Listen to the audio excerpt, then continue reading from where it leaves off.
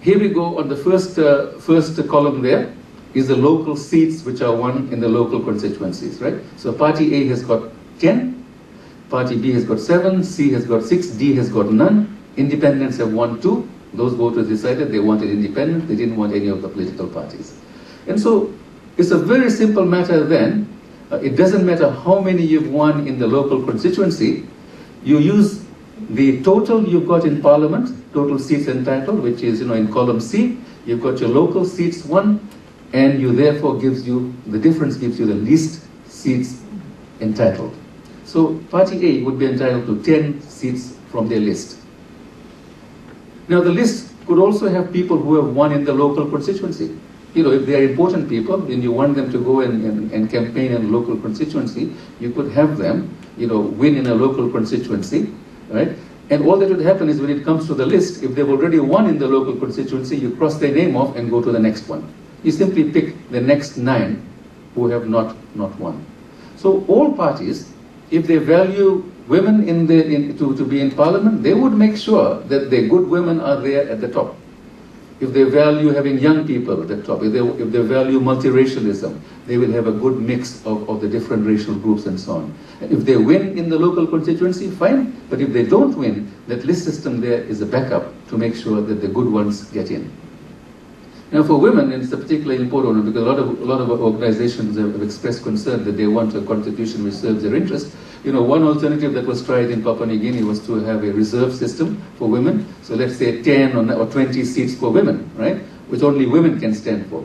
But the disadvantage of that system is that when you have that, then you'll have good women standing against other good women possibly, and one of them always getting knocked out because you can only have one winner.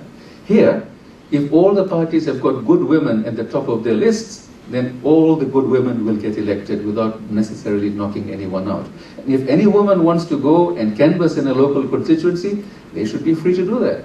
So they can go and canvass. And if they win there, fine. Their party simply gets one less on the list system. Yeah? So it's got great protection now to make sure that people who are in parliament, are not only those who can win in a local constituency, but those who can make it through the list. And that basically is the system. That basically is the system that I'm recommending. Yeah. Advantages: each party's good candidates will get elected if the party has enough support. Now, there is a problem, of course. Some people will say, well, what about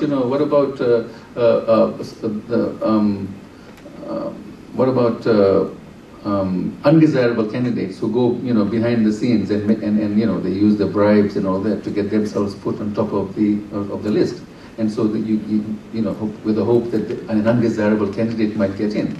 The thing is that these lists are going to be published, right? So people will see, if there's a bad candidate, being put on top of a list, then they're going to lose some of their support. So hopefully, that kind of stuff will not happen because this list will be transparent. It will be published, before the elections, well before the elections, and people can scrutinize every party to see how multiracial they are, how gender conscious they are, how sensitive they are to the young and regional representation. So that's it. Really minimizes the work of the Boundaries Commission. Boundaries can help people get elected local, but for political parties, getting one extra seat at the local constituency level will only mean they get one less from the list. Right?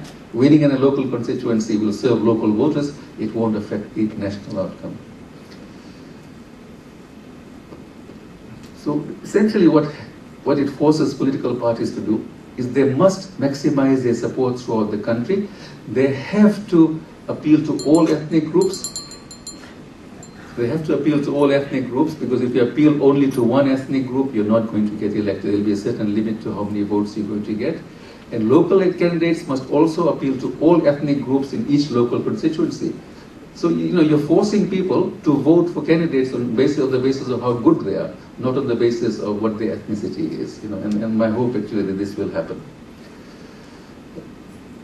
And it'll be very easy to predict what the national outcome will be. There's some little minor arithmetic problems about how you resolve when fractions of parliamentarians are involved, but it's not too bad. Okay, voter education. On each table there is a couple of envelopes there. So if you take out the pamphlets in the envelopes there, there are color monographs there, which is the voter education kits which are prepared in 2006.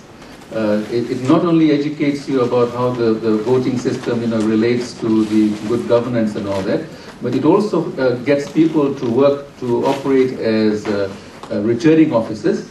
So you count votes and you decide on how many seats are being allocated to people. Now that was for the old system. But you can easily design something like that for the current system. There's a translation into Fijian by Elispedi Natau and Suliana Siwatumbao assisted in the editing of that Fijian version. There's also a Hindustani one.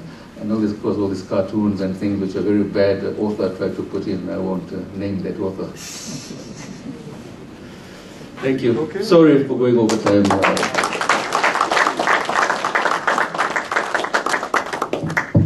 We'll take the questions.